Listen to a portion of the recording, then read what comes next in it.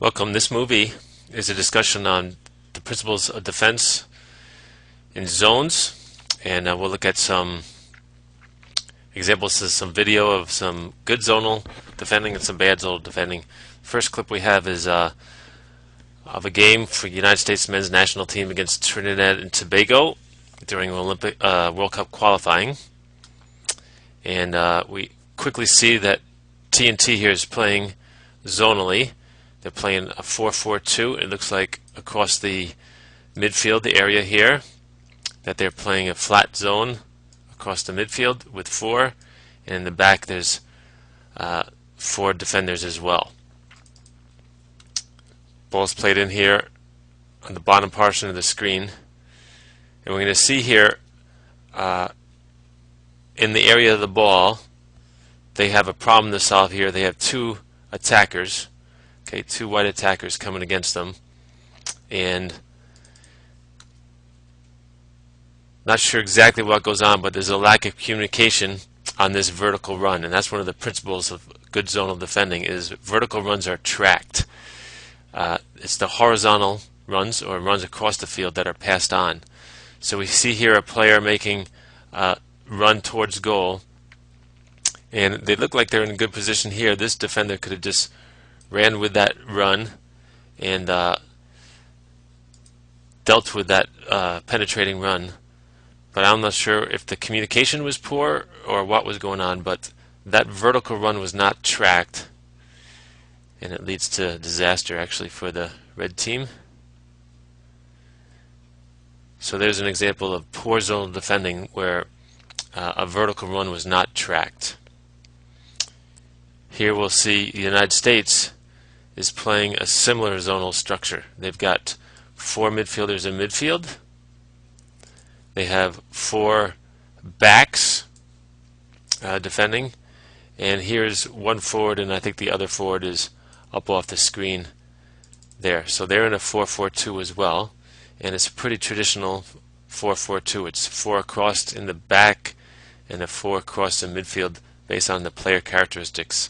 I think the coach felt that they could play flat in both areas. You see the spaces between defenders are tight. There's not a lot of wide open gaps in their defense, so all these spaces are tight across the field, and also the gaps between the players between the lines, the midfield line and the back line, is also pretty tight. So from the front of the team here basically to the back of the team, it looks like it's a good tight 25 yards, and from across the field left to right there also is good tight spaces. Zonal defending is ball oriented and space oriented, so what's really important is the spaces between the defenders, not necessarily where the attackers are, but obviously the attackers have to be taken under consideration. For example, this player here, although far away from the ball, this defender needs to keep an eye out, and it looks like he is checking over his shoulder to see where that defender is, see if he's running forward or not, so that maybe he could be passed on to this defender or tracked back based on if this defender is free or not. So we'll see what happens as the ball is moved. So the ball is way over on the top of the screen now. It's being passed back and forth. And particularly we know that they're playing zones because when we see when the red players move across the field, like in this situation right here, here that red attacker is running across the field, but as he runs across, he is passed on to the next defender. In other words, they're not marking that man around the field. They're letting that player move in the zones, and they let the player in that zone be aware of where that player is. So that's a sign that they're playing zonally. Also here we look at this movement in the zones. Here was a midfielder that was marking their opposing midfielder, who steps up to mark their wing back, and then this defender goes with him, so those two defenders are connected.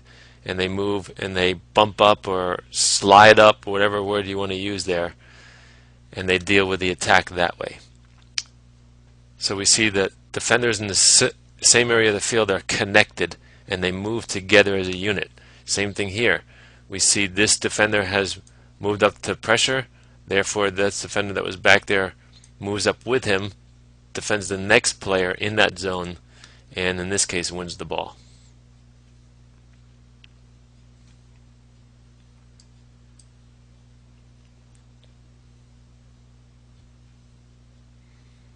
Here the attacker realizes, this forward realizes that the goalkeeper has clear possession, so he's just dropping back to get part of his team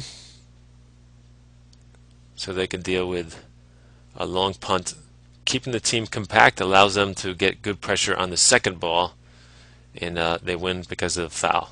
Again, we see the team here in this situation is in a good, tight zonal configuration. From the front of the team to the back of the team is small distances, and from left to right. So essentially they're making the field, in this case, about 25 yards long, and it looks like it would be about 35 to 40 yards wide. That's a difficult group to get through. They're defending a punt or a goal kick in this case. And one of the advantages of playing in zones is that when we eventually win the ball, we are already in the attacking shape that we want to be in. We have key players in the key positions. So here, when the ball is won in this area of the field, we see there's an immediate expanding of their shape.